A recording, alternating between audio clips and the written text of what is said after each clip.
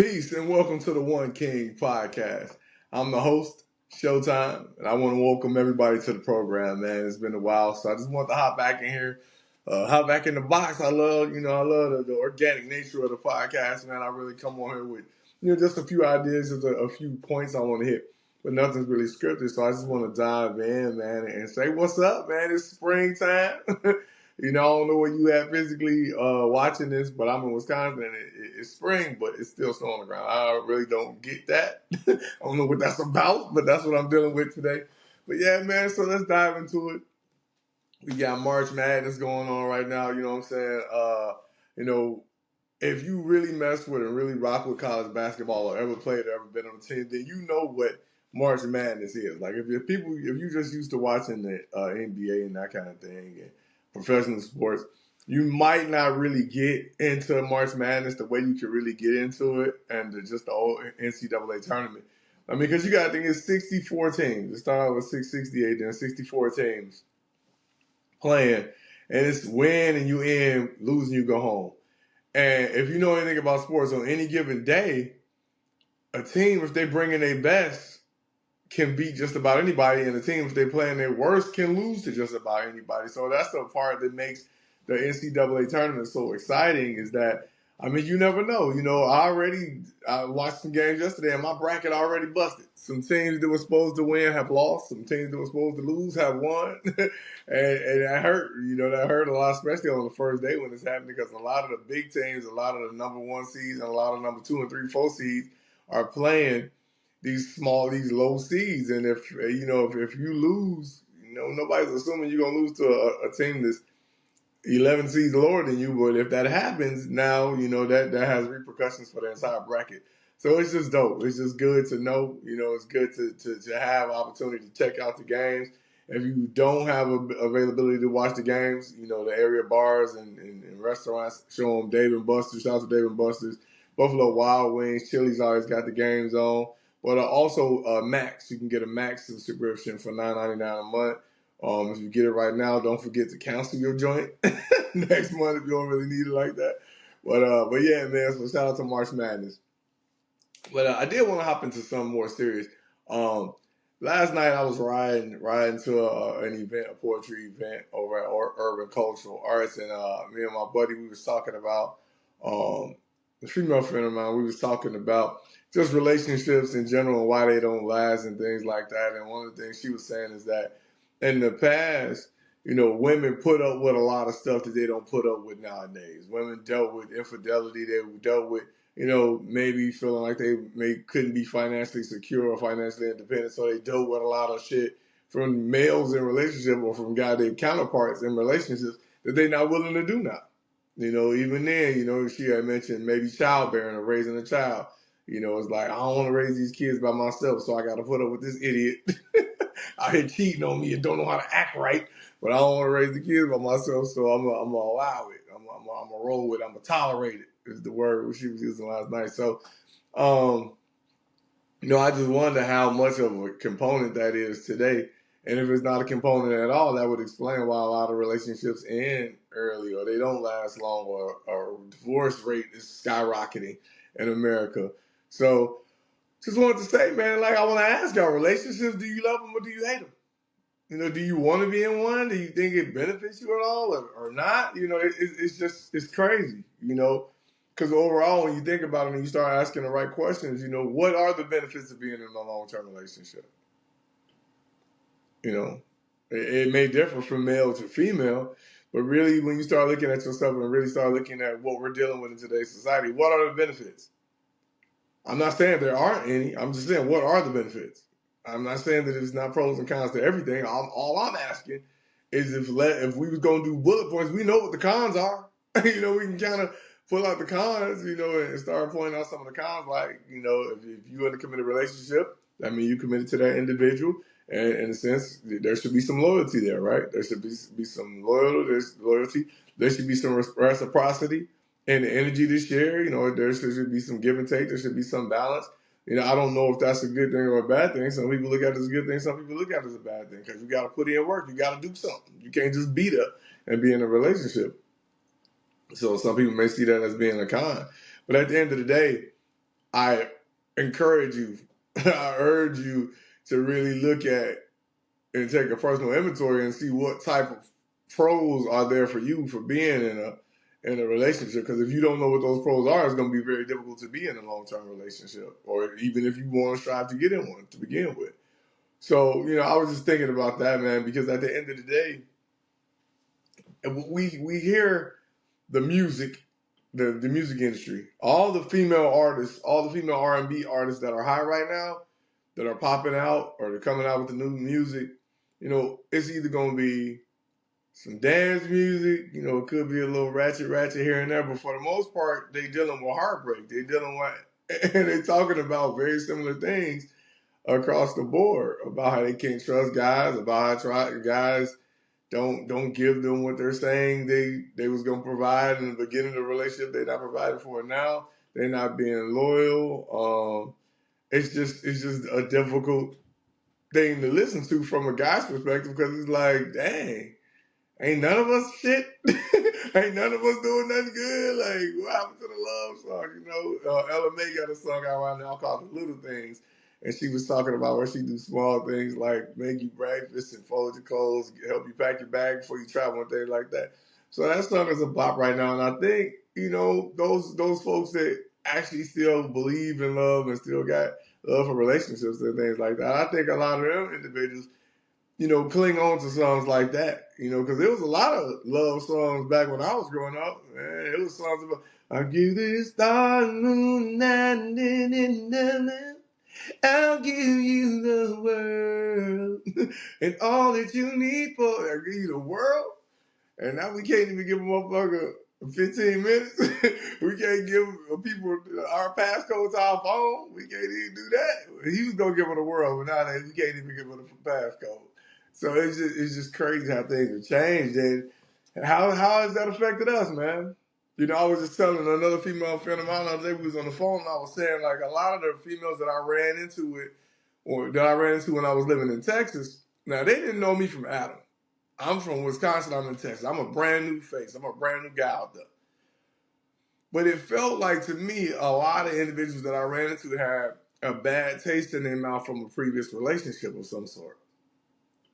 And I used to always have to be like, well, I'm not really him. I'm not that. But everybody say that. I'm different. I'm not the last nigga. I'm not the last guy. I'm different. I'm built different. I'm cut from a different guy. Everybody say that. All the guys say that. We supposed to say that.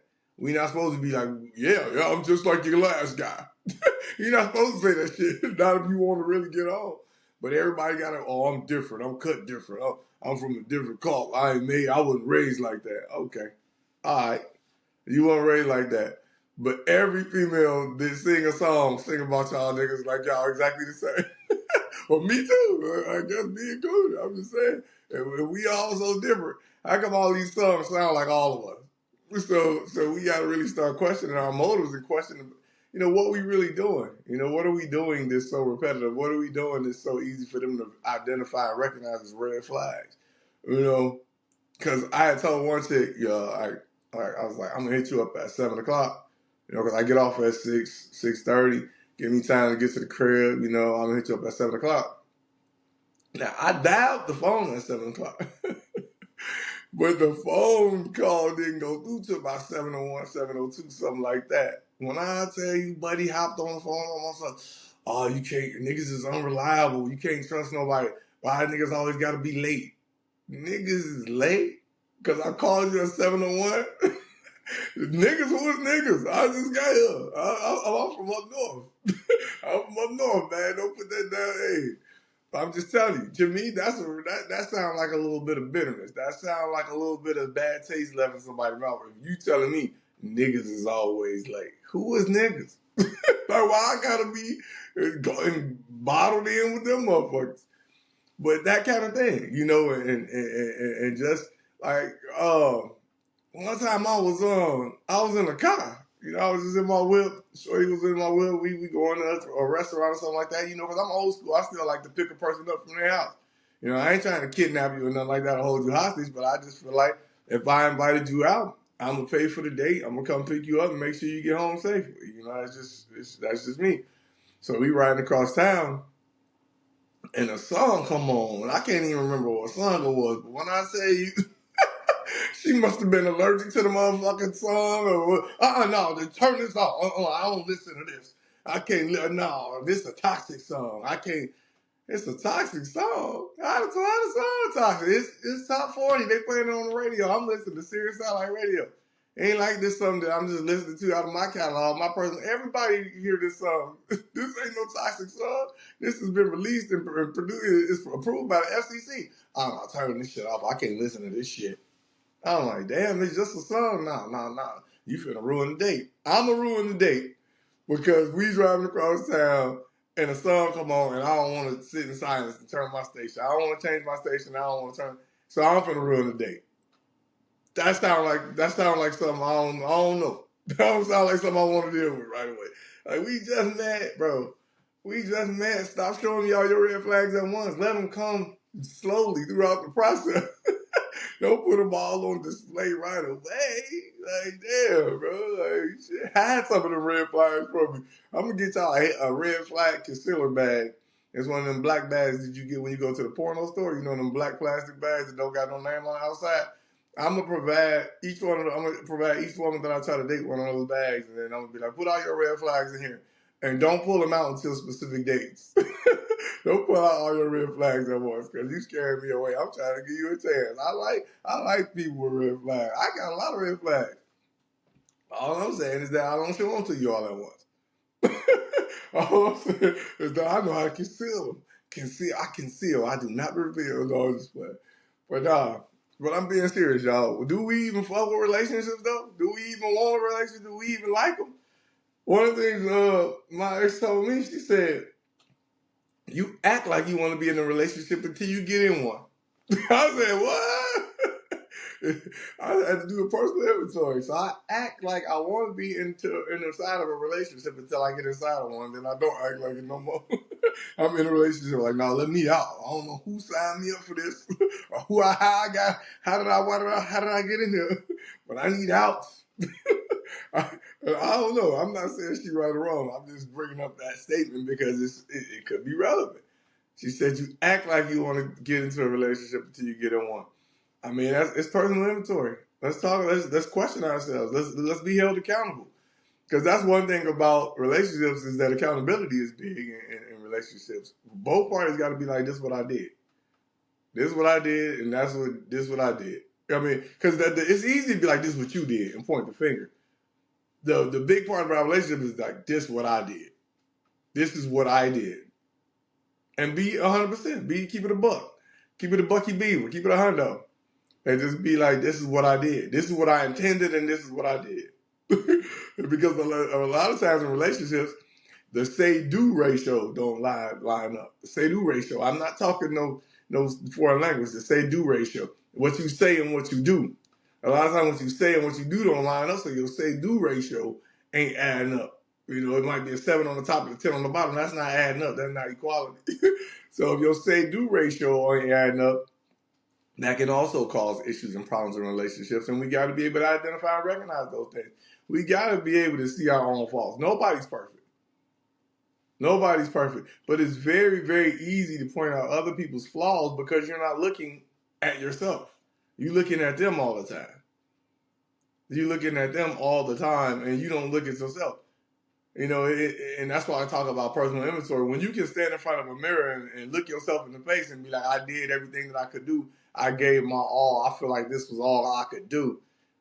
Then you can feel free to walk away from the relationship. Feel free to walk and say that you held your head high. Say that you tried to improve. Say that you did whatever you. But you got to be honest with yourself too, though. You know, it's a lot of things that we can do that we may not be willing to do. There's a lot of things that we can do that we may not just agree with. You know, one of the things that I always wonder, and I hear this a lot, I hear people say, you know, the right woman will make a man change, or he'll change for the right woman. But I never hear people say the right woman will change for the right man. I never hear people say that. I never say a woman will change I never hear people say a woman will change for the right man. I don't hear people say that. But I often hear people say, when that guy runs into the right woman, he'll change his ways for her. He'll fix himself up. He'll correct himself for her. He'll do that if he really loves her. If she's the one. he'll recognize his flaws and he'll do something about them. I don't hear nobody say that about women. I'm not saying they don't. I just don't hear it. I listen to these relationship TikToks and relationship videos and all that. I don't hear nobody on there talk about if a woman meet the right guy, she gonna straighten her shit up. I don't heard nobody say that shit before, but I do hear it about the guys, and it may be true. I don't know. I mean, I would think that people will be the best version of themselves for themselves, or at least attempt to be the best version of themselves for themselves prior to meeting someone. I mean, because like it's kind of like if you do the work and you I strive to be who I want to date. I strive to be who I want to be in a relationship. So I know how to cook. I know how to clean. I know how to do all the stuff that I want a person to be able to do. If I didn't, why would I expect her to do it? If I didn't know how to cook and clean, wash clothes, if I didn't know how to do that, why would I just assume a female would know how to do it? And vice versa. Vice versa.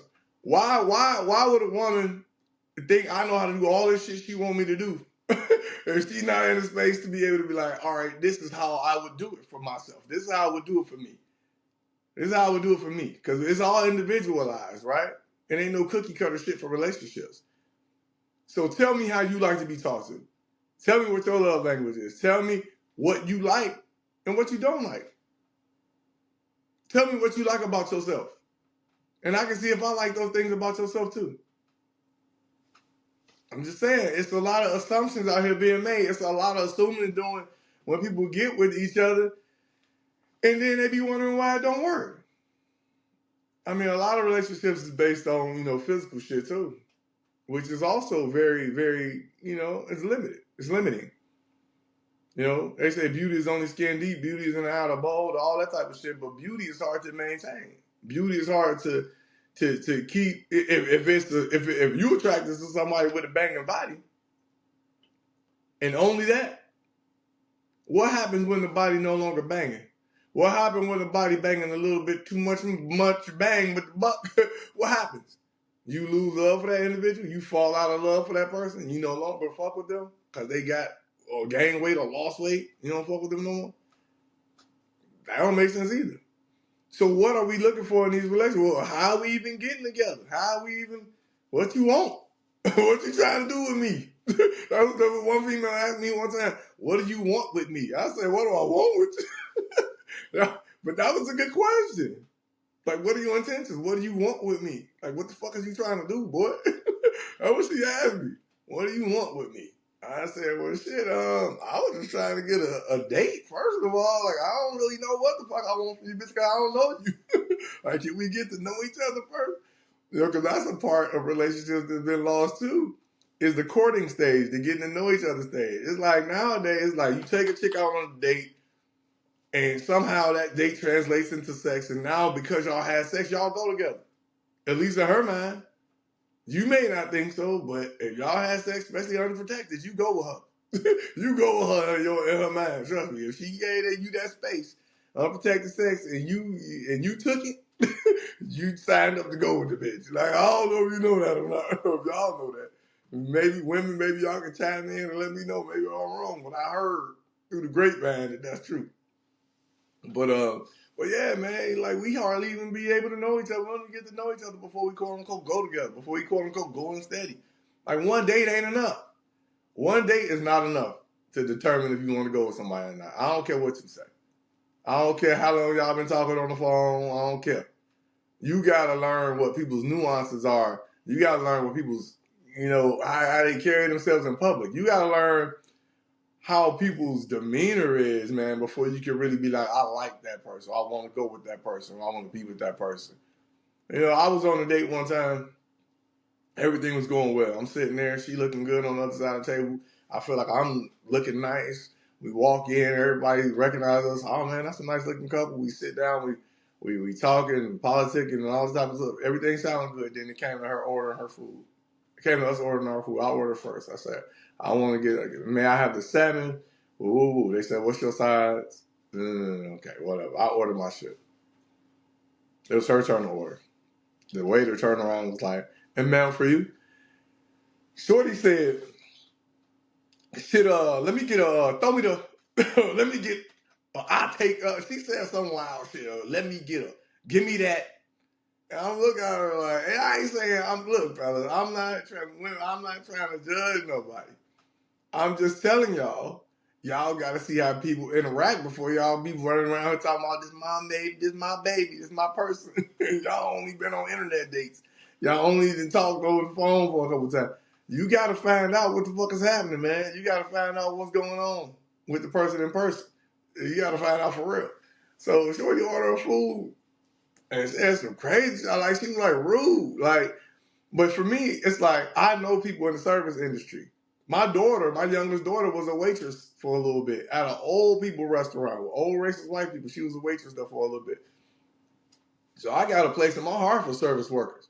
You better be nice to them motherfuckers, man. Like, shit, you don't know. Not only people are worried about what they're gonna do to your food, not just that. They don't gotta be there. They don't have to be there. What the fuck we gonna do if we run off all the waitresses? Y'all see how hard it was after COVID? It was impossible to get people to come back. They still ain't got enough waitresses and waiters in the restaurants no more after COVID. Because once they found out, damn, I ain't gotta go do that shit. Once they shut it down for COVID and people was at home making money other ways and doing shit they actually like, they're like, man, I ain't gonna go back and let these motherfuckers yell at me because I brought out the wrong pancakes. I ain't gonna let these motherfuckers holler at me because they asked for no onions. I put some, and the cook put some onions on the shit. I ain't even put the onions on it. The cook did it. But you hollering at me talking about I ain't gonna get no tip because the cook put onions on your burger. I'm supposed to come want to do that shit? No, fuck y'all. So y'all better be nice to them. Y'all better be nice to them before we run them motherfuckers off. Especially the ones that's halfway decent. Y'all better stop acting like that. And it's just like that in relationships, man. Y'all better be nice to these women and these guys that actually want y'all and act like they want y'all and act like they want to interact with y'all. Y'all better be nice to them. Y'all better be nice. And that's the crazy thing, man. That's the crazy thing. We'll take advantage of the people that's nice to us. We'll take advantage of the people that's cool with us just to go search and chase a motherfucker that treat us like shit. We'll be super aggressive and trying to get in a relationship with a motherfucker that treat us like shit. But the other person is too nice. Oh, that person's too nice. I'm gonna put that person in the friend zone. That person cool, but I wouldn't date her. She decent, but I wouldn't date her. But you want to go date the bitch that want to just go argue at you because your bill wasn't $100. Oh yes, $88. I'm worth more than $80. I can't control what you order. If the bill came out to be $88 and we ordered what we wanted to get, who mad? Just because it ain't $100 now you feel like I ain't do you right? Like, that's crazy, bro. But that's what's happening. Trust me, I've been on dates. I be seeing this shit, man. But we so quick to judge and be mad about the motherfuckers that's nice or don't appreciate the people that's cool, the people that's nice. And it's all about that looking shit, man. How stuff look. You know, I mean, I remember one time this dude told me, and I'm telling y'all, I was clowning dude about how his girlfriend looked. Clowning her, like, man, bro, like, you took one for the team on that, man. Like, she work out $100. She could, hey, come Halloween, man, y'all gonna have some extra income coming in. You get her application for a $100 house. I thought I was funny as hell. Dude said, you talking all that shit. Shorty, you cook me breakfast, bring it to the room. She makes sure I got everything I need before I go to work. And I don't even have to ask her. And it ain't no obligatory shit. She just do it. Because she fuck with me like that. He's like, when I was out here chasing these quote-unquote bad bitches, these chicks that look like this, and chicks that think they deserve that, and always got to have on some heels and all that type of shit, them females weren't doing that for me. I couldn't even get them females to wake me up. I couldn't even give me a phone call to wake up at 3 o'clock. They too busy at 3 o'clock to have me wake up for 4 o'clock to work. But the one that's doing it, you clowning her because of how she look? Nigga, I'm too old for that. I don't give a fuck how you think she look. She look good to me. I was like, damn, you check me, nigga. Man, I was like, well, shit, man, that sounds real good, man. I'm glad you can talk so good about somebody that look like that. I did say that, but I didn't mean it like that. But yeah, he checked me. Definitely put me in my place. And nowadays, 10, 15 years later, it make a whole lot of motherfucking sense to me. Because you know what? The chicks that he was chasing, them quote-unquote baddies, they not as quite as bad as they was back then. And them quote-unquote baddies, they still ain't got no man. They still out here trying to be baddies, trying to get niggas to buy drinks for them. So it may have been some truth to what my boy was talking about. But I'm just saying, y'all, I ain't gonna hold y'all all day, man. But I want y'all to ask y'all something. Do we even fuck with relationships anymore? Do y'all like relationships? Do you want to be in one? Do you need one? Do it really make you happy? Or does it make you unhappy not to be in one? Just think about it, man. I ain't saying either way. I'm not the judge or the jury. And this ain't no trial. I'm just putting it out there, man. Think about it. But yeah, man, like I said, it's all reality. Nothing scripted. All off the cuff. Follow me. Make sure y'all tell your people. Y'all, if you were listening to this on Spotify, thank you.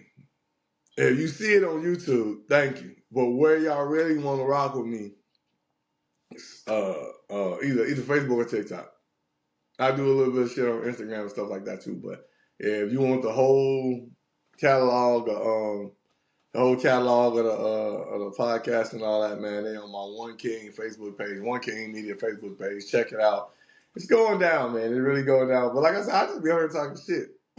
So if you ever got something you want to say, ever got a topic you want to hit me in the comment section. Holler at your boy, man. Once again, it's spring has sprung. Get out here, enjoy your activities, even if it's cold in Wisconsin. And I'm going to get out of here one more time with peace. And the acronym I'm going to use for peace today is positive energy always corrects error. So keep it positive and keep it pushing, man. I'm Showtime. Thanks for watching. Peace.